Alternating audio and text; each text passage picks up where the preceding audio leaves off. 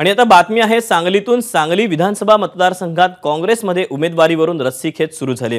महिला काँग्रेस नेत्या जयश्रीताई पाटील यांनी कोणत्याही परिस्थितीत विधानसभा निवडणूक लढवणार असल्याचं जाहीर केलं, तर काँग्रेसकडून उमेदवारी न मिळाल्यास अपक्ष लढणार असल्याचं त्यांनी सांगितलंय।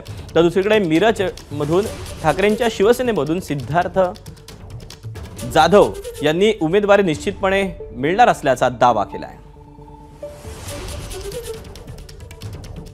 त्यावेळेला मी उभं राहणार आहे आणि मागच्या वेळी तुम्ही आमच्या सर्व कार्यकर्त्यांच्या समोर सांगितलं होतं की एक आम्हाला संधी द्या वहिनी ह्या वेळेला, आणि तशी आम्ही संधी दिली आहे आणि आम्ही तेव्हा काम सुद्धा केले, त्यामुळेच एवढी मतं पडलीत ना। मिरज राखीव मतदारसंघ हा 18 पगड जातीचा मतदारसंघ आहे आणि या मतदारसंघामध्ये शिवसेना उद्धव बाळासाहेब ठाकरे या पक्षाकडून जवळपास माझी उमेदवारी निश्चित आहे। आज मिरजेचा विकास पूर्णपणे 15 वर्षात खुंटलेला आहे।